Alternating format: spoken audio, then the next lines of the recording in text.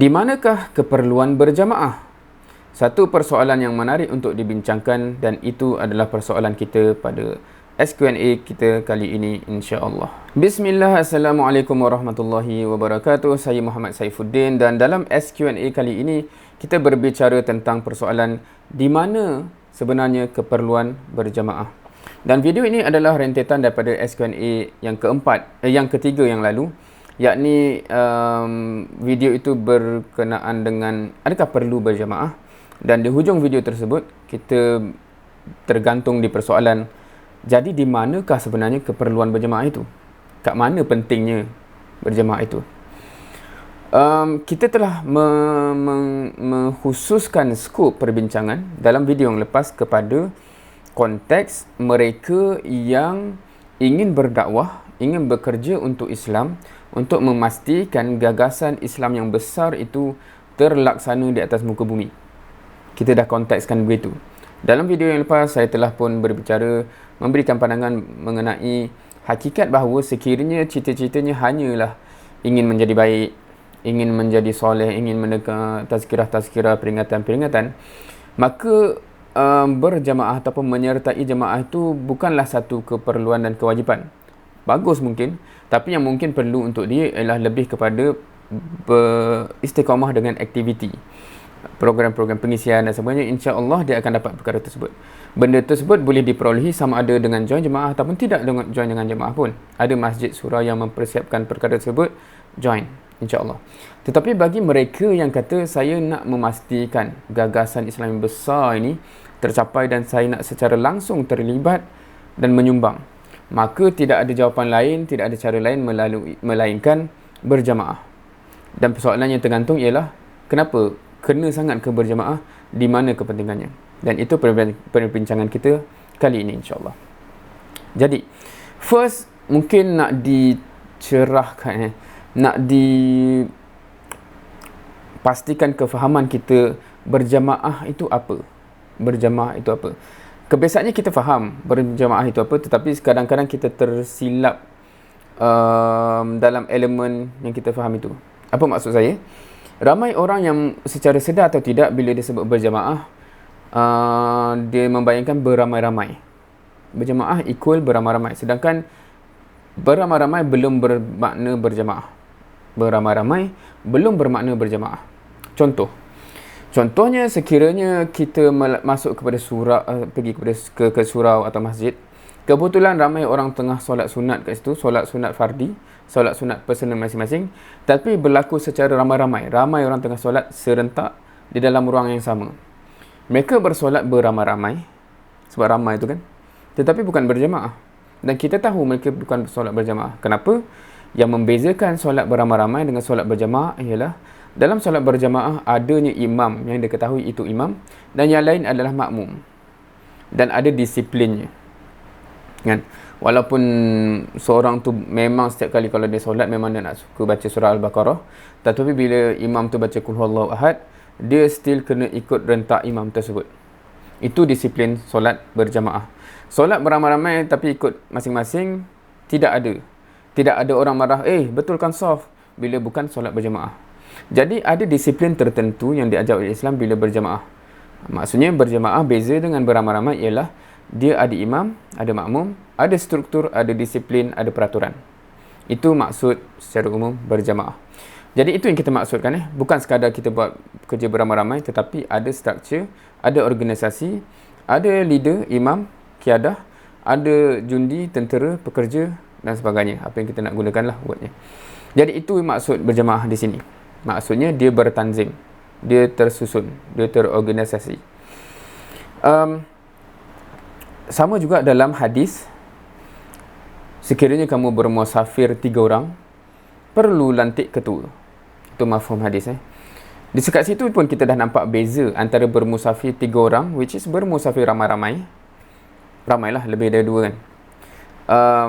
Berbeza dengan berjamaah. Bila lantik ketua, barulah namanya berjamaah.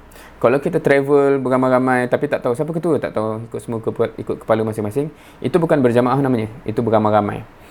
Jadi dia ada perbezaan. Bila kita bermusafir berjamaah, kita tahu siapa ketua. semua orang tak boleh buat kepala sendirilah, kena minta izin ketua lah kalau nak stop, nak apa dan sebagainya, ubah plan dan sebagainya. Okey, faham insyaAllah. Jadi, di manakah kepentingannya? Dalam Islam, bagi mereka yang mengamati ajaran-ajaran Islam, berjamaah ni satu benda yang amat-amat dititik beratkan. From the fundamental things yang kita dibiasakan dari awal, contohnya solat berjamaah. Dan solat berjamaah. Hatta kan ada satu hadis yang menggambarkan perlunya ataupun amat perlunya kita solat berjamaah, hatta dalam keadaan yang mungkin kita akan describe sebegini. Ada seorang sahabat tu yang ketika dia sampai ke lebih kurang di masjid ke tempat orang solat berjamaah, Rasulullah SAW solat berjamaah di situ dengan sahabat yang lain, dia tak join. Rupanya kenapa? Sebab dia dah solat dah. Solat fardu lah ni kan. Maknanya mungkin nak bagi contohnya, kebetulannya saya dah solat fardu Zuhur di rumah contoh. Saya pergi ke masjid, oh rupanya orang baru nak solat berjamaah. Tapi saya dah solat dah Zuhur kan. So saya tak join lah. Dalam situasi tu, dalam hadis tu, Rasul SAW dia melihat, dia tanya, kenapa tak join? Dia kata, saya dah solat dah. Dia kata, even kalau dah solat pun, join lah. Dan solat sunat lah basically kan. Sebab dia tak ulang lah solat fardu tu, dia solat sunat, tetapi masih dititik beratkan kalau kita berada di situ, join solat berjamaah. Hadis ni saya pernah cover lama dah, masa muda dulu kan. Sekarang pun masih muda, tetapi masa muda dulu. Dan saya teringat amat terkesan dengan satu mungkinlah muhasabah daripada Allah SWT dalam konteks kita mengamalkan apa yang kita tahu. Kebetulan masa tu kalau tak silap saya dan beberapa rakan yang lain sampai ke Czech Republic. Saya dulu belajar di Perancis, so antara program yang kita buat kadang-kadang di Poland, di Czech dan sebagainya lah. So satu ketika tu programnya di Czech Republic kalau tak silap saya, so kami sampai dekat situ beberapa orang. Dan kebetulannya bila kita cari surau dan kita jumpa surau, kita solat lah sebab kita musafir. Kita pun solat lah Zuhur dan Asar jamak qasar. Habis solat, kita lepak kat belakang dengan bag.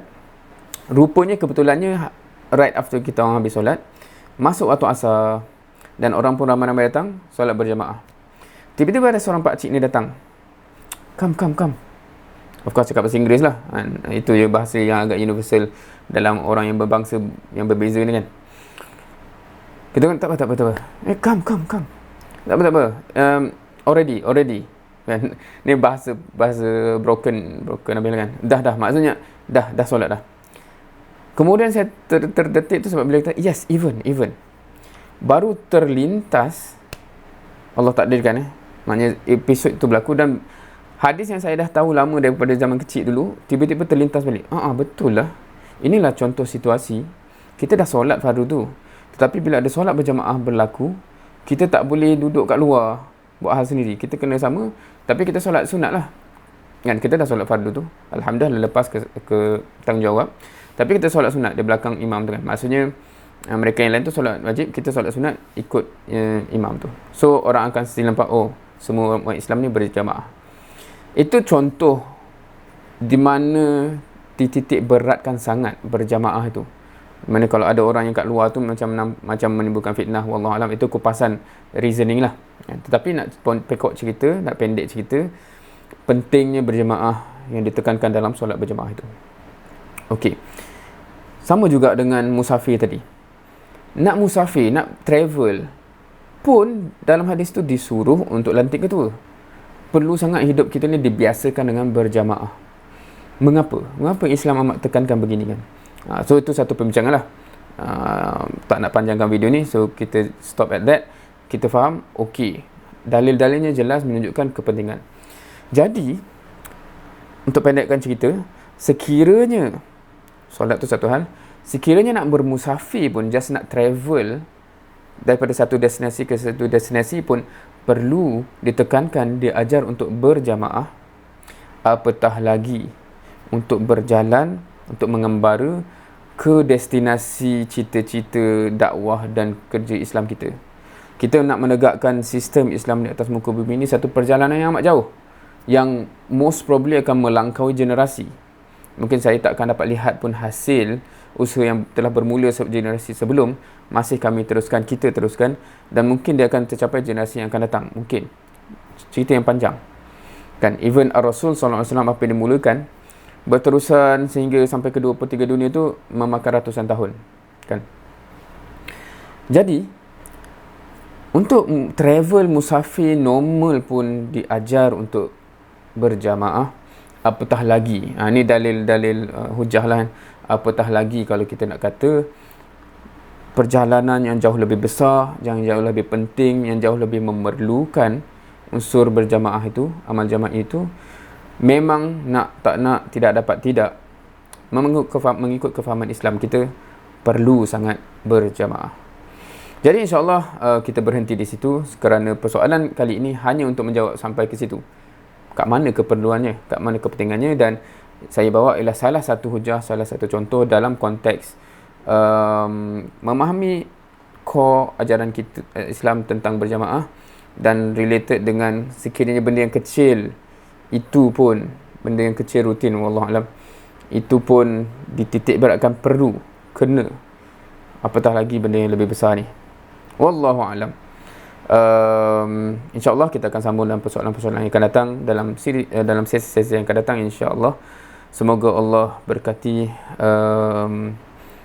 usaha kita untuk memahami apa yang sepatutnya kita buat, apa yang terbaik kita buat, insyaAllah.